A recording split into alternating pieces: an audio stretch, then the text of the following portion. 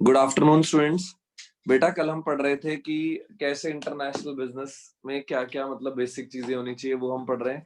आज हमारा जो टॉपिक था वो हम यहाँ तक पढ़ चुके हैं, mobility of factor of production तक, है ना। आज हमने जाना है बेटा fourth point, customer heterogeneity across markets. जो पॉइंट है वो ये है, कहते हैं जो कस्टमर है बेटा उसकी वो एक तरह से हिट्रोजीनियस है। अगर हम कस्टमर्स की बात करें तो इंडिया में कस्टमर्स क्या है बेटा, इंडिया में कस्टमर्स क्या है अलग, फॉरेन कंट्री में कस्टमर क्या है अलग। तो कहते हैं कस्टमर्स जो है मार्केट्स में, मतलब अगर इंडिया का देखें अलग कंट्रीज का देखें तो हर मार्केट में कस्टमर क्या है अलग अलग है। क्या है, कस्टमर हर मार्केट में अलग अलग है। यहाँ तक क्लियर? Yes sir. क्लैरिटी यहाँ तक? तो हर मार्केट में जो कस्टमर है बेटा वो अलग अलग है। जैसे डोमेस्टिक मार्केट में अलग है, इंटरनेशनल में हर देश में अलग अलग तरह के कस्टमर्स हैं, उनकी अलग अलग तरह की ही डिमांड्स हैं। So since buyers in international market hello from different countries, they differ in their socio cultural background. अब बेटा जो बायर्स हैं, जो खरीदने वाले हैं, सॉरी, वो अलग अलग मार्केट से हैं, अलग अलग मार्केट के हैं। कोई कहीं किसी कंट्री का है, कोई कहीं दूसरी कंट्री का है, ऐसे अलग अलग मार्केट्स के बहुत सारे लोग एक साथ हो रखे हैं ना। तो ये जो सारे हैं बेटा, इनके जो कल के दिन हम कल्चर की बात करें, कल के हम इनके ट्रेडिशन की बात करें, वैल्यूज की बात करें, सब चीजों में क्या है, ये एक दूसरे से अलग है। So differences in their taste, fashion, languages, belief, customs, attitudes, and product preferences cause variation in not only their demand for different products and services, but also in variation in their communication pattern and purchase behavior. अब कहते हैं जो pattern में change है, demand में change है, कहीं ना कहीं जो मतलब एक तरह से उनके ट्रेडिशन में चेंज है, वैल्यूज में चेंज है ना, लैंग्वेज में चेंज है, बिलीफ्स में चेंज है, फैशन में चेंज है, कस्टम्स में चेंज है। ये सब चेंज होने की वजह से कहते हैं सिर्फ ये नहीं है कि उनका जो कम कि उनके खरीदने की वेरिएशंस है, वो कहीं कुछ खरीदते हैं, कहीं कुछ खरीदते हैं। साथ साथ बेटा उनके कम्युनिकेशन पैटर्न, उनके परचेज बिहेवियर, कि वो कब खरीदते हैं, कैसा खरीदते हैं, क्या खरीदते हैं, वो भी सबका अलग अलग है। तभी उन्होंने वर्ड यूज किया है हेट्रोजीनियस। होमोजीनियस वर्ड यूज किया जाता है जब सारी चीजें क्या हो, एक जैसी। और हेट्रोजीनियस वर्ड यूज किया जाता है जब सारी चीजें क्या हो, अलग अलग हो। Clear? So it is precisely because of the socio-cultural differences that while people in China prefer bicycles, the Japanese in contrast like to ride bikes. Similarly, while people in India use right-hand driven cars. तो देखो अलग अलग है। अगर हम China में करें तो वहां प्रेफर करते हैं बाइसाइकल्स, है ना। और जापान में प्रेफर करते हैं बेटा बाइक्स, है ना। और इंडिया में प्रेफर करते हैं, अगर कार करते हैं तो कार भी राइट हैंडेड होनी चाहिए। राइट हैंडेड ड्रिवन है, यहाँ ड्राइव उल्टा है पूरे वर्ल्ड में। American drives car fitted with steering brakes etcetera on the left side. उनका सारा वो सिस्टम लेफ्ट में है। Moreover while people in the United States change their TV, bike and other consumer durables very frequently. वहां बेटा US में लोग अपने ड्यूरेबल्स जो है, जैसे टीवी हो गया, बाइक्स हो गया, बहुत फ्रीक्वेंटली चेंज करते हैं within 2 or 3 years of their purchase. Indian mostly do not go in for such replacement until the products currently with them have totally worn out. Indians बेटा तब तक नहीं छोड़ते जब तक वो पूरी तरह से खत्म ना हो जाए। क्लियर? Yes sir. क्लैरिटी यहाँ तक? So such variations greatly complicate the task of designing products and evolving strategies appropriate for customers in different countries. यहाँ बेटा हर कंट्री के लिए, इसीलिए इंटरनेशनल बिजनेस अगर आपको करना है तो आपको हर कंट्री के लिए सिस्टम भी क्या बनाना पड़ेगा, अलग सिस्टम प्रिपेयर करना पड़ेगा। क्या बनाना पड़ेगा? अलग system, different system. So though to some extent customers with a country to differ in their taste and preferences, these differences become more striking when we compare customers across nations. ये बेटा यहाँ पे differences और आ जाते हैं जब हम अलग अलग देशों के अलग अलग कस्टमर्स की बात करते हैं, तो वहां पर डिफरेंशिएशन और ज्यादा आ जाती है। क्या आ जाती है वहां? डिफरेंशिएशन और ज्यादा हो जाती है। यहाँ तक क्लैरिटी बेटा? Yes sir. किसी को कोई डाउट? No sir. क्लियर? आगे अब बेटा फिफ्थ जो पॉइंट आया, वो पॉइंट आया differences in business system and practices. कहते हैं जो बिजनेस सिस्टम और प्रैक्टिसेस है बेटा उनमें भी क्या है, उनमें भी क्या है बेटा, डिफरेंस है। क्या है उनमें भी, डिफरेंस। क्योंकि जो बिजनेस सिस्टम है इंडिया में अलग सिस्टम है, यहाँ पर पॉलिटिकल सिस्टम अलग है, बिजनेस के सिस्टम अलग है। यहाँ आपको कल के दिन कोई बिजनेस रजिस्टर करना है तो उसकी रजिस्ट्रेशन प्रोसेसेस अलग हैं। तो हर देश का बेटा सिस्टम भी अलग अलग है। ऐसे ही कहते, तभी उन्होंने कहा कि हर देश में अलग अलग बिजनेस सिस्टम होने की वजह से वहां अलग तरीके से डिजाइन की जाती है चीजें। यहाँ तक clear? So the differences in business systems and practices are considerably much more among countries than within a country. बेटा within a country इतने ज्यादा डिफरेंस नहीं होते जितने की दूसरी कंट्रीज के मुकाबले होते हैं। कि अगर हम दूसरी कंट्रीज का कंपैरिजन करें तो दूसरी कंट्रीज में बहुत ज्यादा डिफरेंसेस होता है। कि अगर हम इंडिया में देखें तो यहाँ बिजनेस सिस्टम इतना ज्यादा कोई स्टेट में इतना ज्यादा चेंजेस नहीं देखने को मिलेंगे। बट अगर आप कंट्री वाइज देखोगे, इंडिया से कहीं और दूसरी कंट्री में देखोगे तो वहां आपको चेंजेस देखने को मिलेंगे।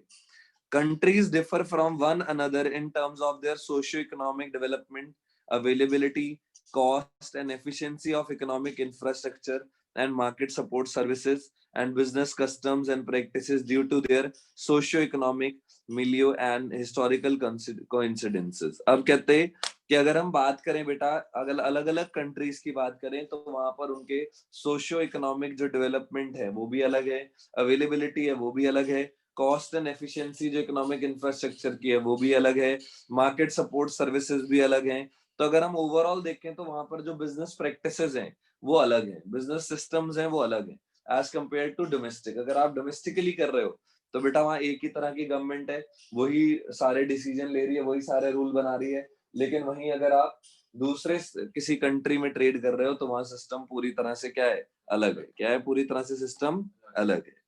All such differences make it necessary for firms interested in entering into international market to adapt their production, finance, human resources, and marketing plans as per the conditions prevailing in the international market. तो ये सारे differences की वजह से ही बेटा international market में इतनी easily adapt करना इतना इजी नहीं रहता। वहां पर ये है कि अगर आप चाहते हो कि अडाप्ट करो वहां के, तो आपको वहां पर पूरे सिस्टम अडाप्ट करने पड़ते हैं।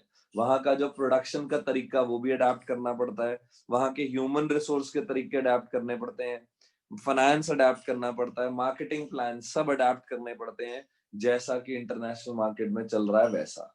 यहाँ तक क्लियर? यहाँ तक क्लियर बेटा? क्लैरिटी? क्योंकि हर तरह के, अगर हम हर तरह से देखें तो हर देश का जो सिस्टम है वो अलग है, वहां पर बिजनेस प्रैक्टिसेस अलग हैं, इसलिए सारी चीजें वहां की अलग हैं।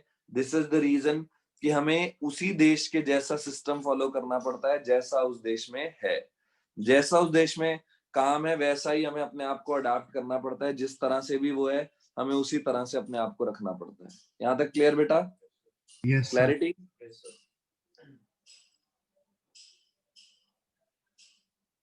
क्लियर बेटा यहाँ तक? Yes, sir. आगे चलें। Yes. Then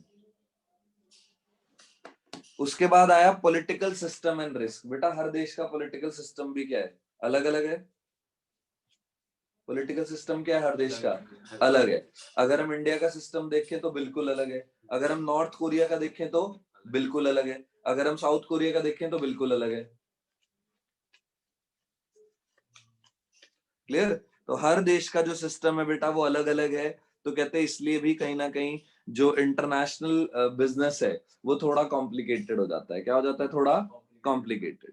political factors such as the type of government, government type क्या है, political party system, political ideology, political risk etcetera have a profound impact on business operations. ये भी सारी चीजें बेटा कहीं ना कहीं इम्पैक्ट डालती है किस पर, बिजनेस पर। किस पर इम्पैक्ट डालती है ये, बिजनेस पर कहीं ना कहीं ये इम्पैक्ट डालती है। यहां तक क्लियर बेटा? बोलो क्लियर है? आगे चलें। Yes, sir. नेक्स्ट कहते हैं since a business person is familiar with the political environment of his her country. कहते हैं देखो अगर हम बिजनेस पर्सन की बात करें तो वो पॉलिटिकल एनवायरनमेंट से उसे पता होता है कि उसके अपने देश में क्या पॉलिटिकल एनवायरनमेंट है, उसके अपने आसपास देश में पूरे सिस्टम में कैसा चल रहा है, क्या डिमांड है, क्या सप्लाई है, उसे सब कुछ पता होता है। He she can well understand it and predict its impact on business operation. अपने देश में रहकर बेटा वो सारी चीजों को इजीली समझ सकता है। क्लियर?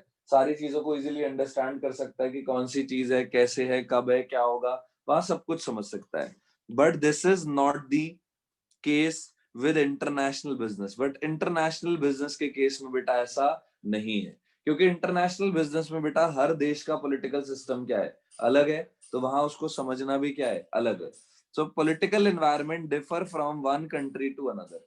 अब अगर हम पॉलिटिकल एनवायरनमेंट की बात करें तो हर कंट्री का बेटा डिफर करता है। क्या करता है? हर कंट्री का डिफर करता है।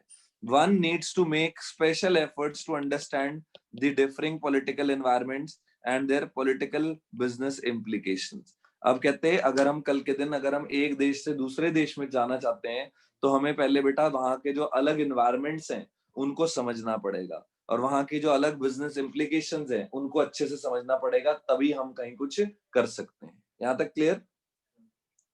Since political environment keeps on changing, one needs to monitor political changes on an ongoing basis in the concerned country and devise strategies to deal with diverse political risk. अब बेटा यहाँ पर क्या है, कहते हैं क्योंकि जो पॉलिटिकल एनवायरनमेंट है वो चेंज होता जा रहा है लगातार, है ना, हर देश का अलग अलग है, तो कहते हैं हमें एक उसके लिए पूरा एक सिस्टम बनाने की जरूरत पड़ती है।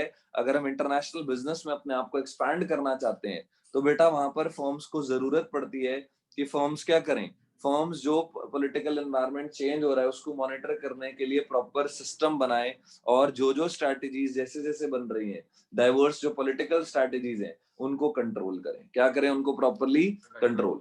कल के दिन उनको अपने हिसाब से, जैसे हम खुद अगर जैसे जैसे पॉलिटिकल सिस्टम बदल रहा है वैसे वैसे हमें खुद को भी बदलने की क्या है, जरूरत है। क्या है बेटा? बदलने की जरूरत है। So major problem with a foreign countries political environment is a tendency among nations to favor products and services originating in their own countries to those coming from other countries. Clear? यहाँ पे उन्होंने कहा कि major problem बेटा country के political environment में ये है कि वहां पर वो देखना पड़ेगा कि वो अगर किसी दूसरी कंट्री से उधर प्रोडक्ट आ रहे हैं तो वो किस तरह से उसको मतलब वो फेवर कर रहे हैं, किस तरह से उसके फेवर में आ रहे हैं, कि भाई वो प्रोडक्ट सही है या नहीं है। अगर वो कहीं बाहर से आ रहा है तो उनका पहले हमें रिस्पॉन्स भी चेक करना पड़ेगा, वहां देखना पड़ेगा कि क्या वहां के लोगों का वो फेवरेबल टेस्ट है या नहीं है, क्योंकि फेवरेबल होगा तभी डिमांड बढ़ पाएगी। While this is not a problem for business firms operating domestically, अगर हम डोमेस्टिकली देखें तो बेटा ये प्रॉब्लम नहीं है। क्यों? क्योंकि डोमेस्टिकली जो डोमेस्टिक एनवायरनमेंट होता है, डोमेस्टिक पॉलिटिकल एनवायरनमेंट है, वो वेल नोन है, उसके बारे में पहले से ही पता है कि कौन सी चीज क्या है। So it quite often becomes a severe problem for the firms interested in exporting their goods and services to other nations or setting up their plants in the overseas markets. तो उन्होंने कहा यही है।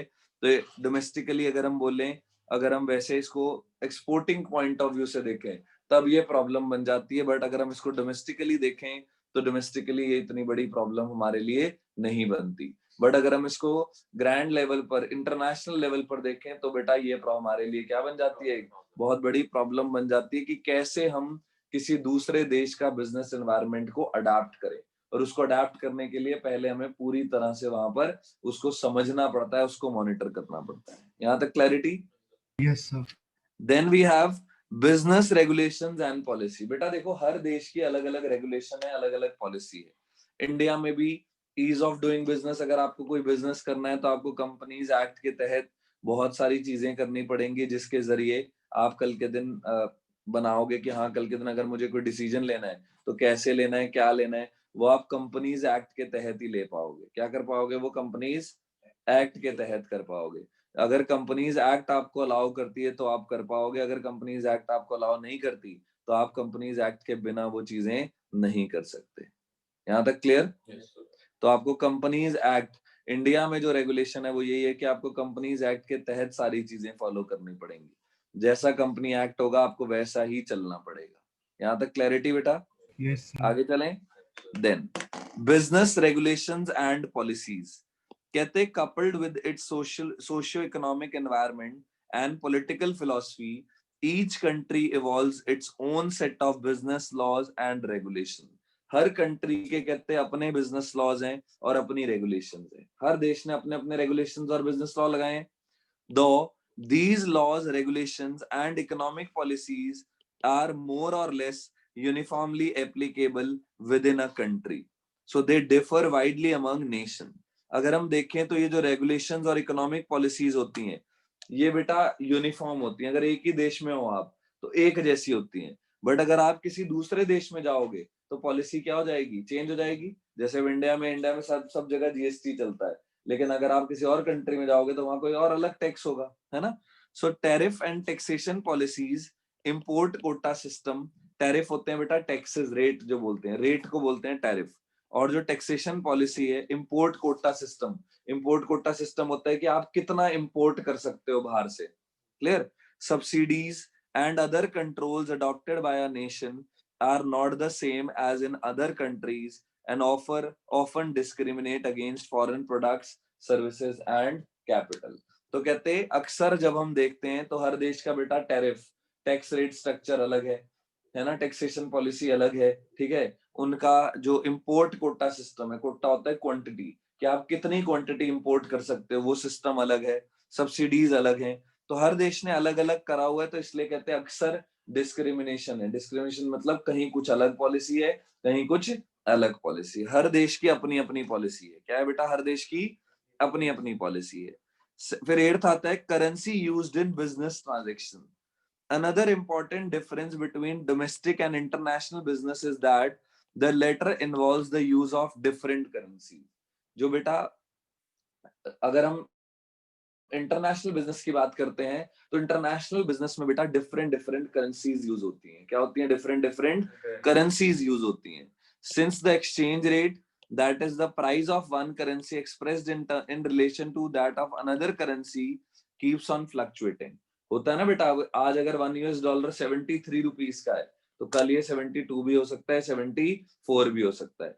तो इससे भी कई बार कंपनी को प्रॉफिट और लॉस हो जाता है, क्योंकि जो ये एक्सचेंज रेट है ये भी बेटा पूरी तरह से क्या है, फ्लक्चुएटिंग है। क्या है, ये पूरी तरह से फ्लक्चुएटिंग है, ये डेली के हिसाब से फ्लक्चुएट हो रहा है। So it adds to the problem of international business firms in fixing prices of their products and hedging against foreign exchange risk. और ये भी देख रहे हैं कि foreign exchange risk क्या है, कैसा है, वो भी प्रॉपरली बेटा उस चीज को चेक करते जा रहे हैं। यहाँ तक क्लियर। तो ये भी रिस्क है। हेजिंग का मतलब क्या होता है बेटा, पहले से ही, जैसे बेटा आज रेट ब्लॉक करने को हेजिंग कहते हैं। जैसे हमने आज डील की, हम दो कंपनीज हैं बेटा, हमने आज एक डील की। क्या की, आज हमने एक डील की और हमने कहा कि हम आज डील करेंगे, और उसमें क्या हुआ कि हमने आज ही उस रेट को ब्लॉक कर दिया। क्या कर दिया, आज ही रेट को ब्लॉक कर दिया। तो उसे हेजिंग कहा जाता है। क्या कहा जाता है बेटा, उसे हेजिंग। याद रहेगा, क्लैरिटी। आगे चलें बेटा। Yes sir. यहां तक क्लियर है सबको? Yes done. नेक्स्ट, अब अगला जो टॉपिक है बेटा ये डिडक्टेड है। एक बार रुक जाओ, मैं चेक कर लेता हूँ। एक बार रुक जाओ, मैं देखता हूँ कि ये सिलेबस में है या नहीं।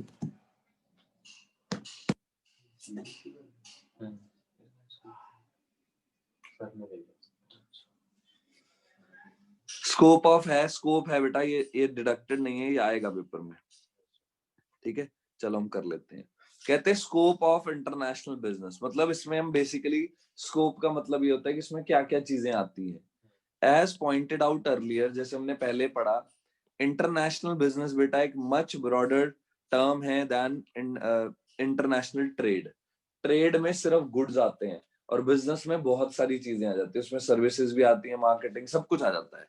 तो जो इंटरनेशनल बिजनेस है वो एक बड़ी टर्म है और इंटरनेशनल ट्रेड एक छोटी टर्म है। ठीक है, क्योंकि ट्रेड में सिर्फ क्या आते हैं, goods. It includes not only international trade, international business में सिर्फ इंटरनेशनल ट्रेड नहीं, but also a wide variety of other ways in which the firm operate internationally. बेटा और भी बहुत सारी चीजें आती हैं जिसकी वजह से फर्म ऑपरेट करती है, कैसे, इंटरनेशनली ऑपरेट करती है। कैसे ऑपरेट करती है, internationally. Major forms of business operations that constitute international business are as follows. बहुत सारे पॉइंट हैं बेटा जिसकी वजह से इंटरनेशनल बिजनेस बनता है, वो नीचे दिए हुए हैं। जैसे पहला, मर्चेंडाइज एक्सपोर्ट्स एंड इंपोर्ट्स, कि गुड्स का एक्सपोर्ट एंड इंपोर्ट भी बेटा किस में आता है, इंटरनेशनल बिजनेस में। ट्रेड की बात नहीं कर रहे हैं हम, बिजनेस की बात कर रहे हैं। ट्रेड एक छोटी सी टर्म है ना, और जो बिजनेस है बेटा वो मच वाइडर टर्म है। क्या है वो? मच वाइडर टर्म है। यहां तक क्लियर? Yes, sir. आगे चलें। Yes, sir. कहते पहला मर्चेंडाइज, बेटा जहां भी वर्ड यूज हो मर्चेंडाइज, मर्चेंडाइज का मतलब होता है गुड्स। क्या होता है इसका मतलब? Merchandise exports and imports. Merchandise means goods that are tangible. Tangible का मतलब होता है जिनको हम टच कर सकते हैं। क्या कर सकते हैं? जिनको हम touch. That is those that can be seen and touched. वो चीजें जिसको हम देख सकते हैं या क्या कर सकते हैं? टच कर सकते हैं। When viewed from this perspective, it is clear that while merchandise exports means sending tangible goods abroad, merchandise import means bringing tangible goods from a foreign country to one's own country. Merchandise को export करने का मतलब है आप एक देश से किसी दूसरे देश में गुड्स को भेज रहे हो, और इंपोर्ट करने का मतलब है किसी दूसरे देश से मंगवा रहे हो। So merchandise exports and imports also known as trade in goods. यहाँ पर किसकी बात की जाती है? ट्रेड्स इन गुड्स की। ट्रेड इन गुड्स की बात करते हैं। Include only tangible good and exclude trade in services. Merchandise में सिर्फ और सिर्फ गुड्स आते हैं। गुड्स कौन से होते हैं? Which can be seen and touched, जिसको हम सीन कर सकते हैं और टच कर सकते हैं वो। ठीक है, तो ये सिर्फ इंटरनेशनल ट्रेड है जो हमने पढ़ा, merchandise good export and imports का। बट हम ओवरऑल क्या पढ़ रहे हैं? इंटरनेशनल बिजनेस, उसका एक छोटा सा पार्ट है international trade. Clear? Then services export and import. अब बेटा देखो, कई बार इंडिया में बैठा डॉक्टर फॉरेन के पेशेंट्स को यहाँ से हैंडल कर लेते हैं, तो वो भी सर्विस दे रहे हैं, है ना। यहाँ से बैठे टीचर बाहर के बच्चों को पढ़ा लेते हैं, वो भी सर्विस है ना। तो ये सर्विस भी एक्सपोर्ट इंपोर्ट होती है। क्या होती है? सर्विस भी एक्सपोर्ट। कहते हैं services, service export and imports involve trade in intangibles, कि आप इंटेंजिबल्स में ट्रेड कर रहे हो। किसमें ट्रेड कर रहे हो? इंटेंजिबल्स में। It is because of the intangible aspects of services that trade in services is also called as invisible trade.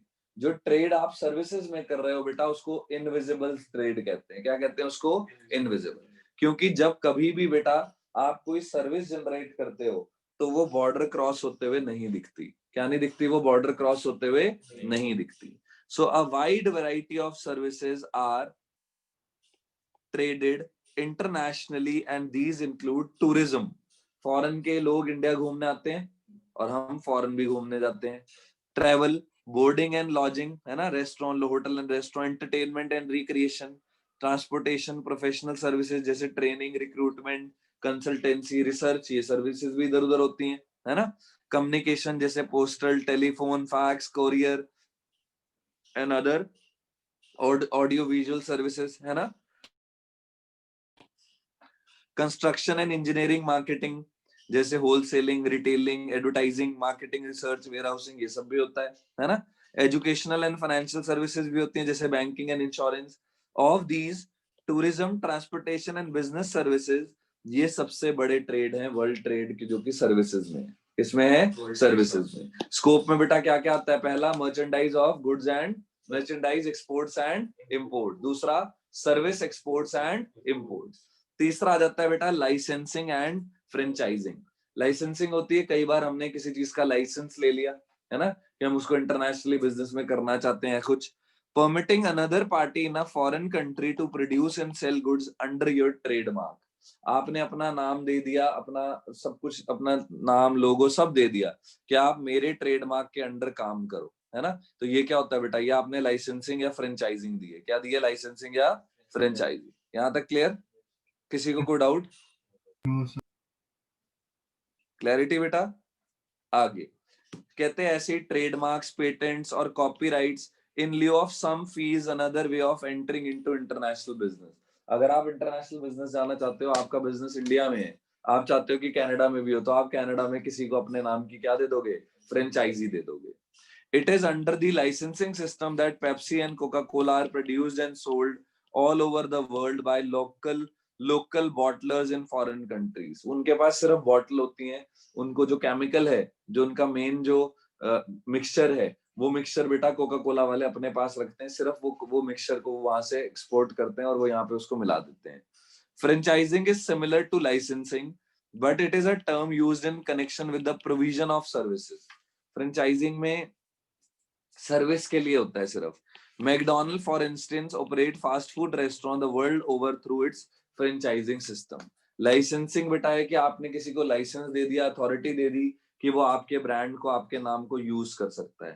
Clear? वहीं बेटा अगर फ्रेंचाइजी दे दी तो फ्रेंचाइजी बेसिकली सर्विसेज में होता है, जैसे KFC की फ्रेंचाइजी या इनकी. क्लियर?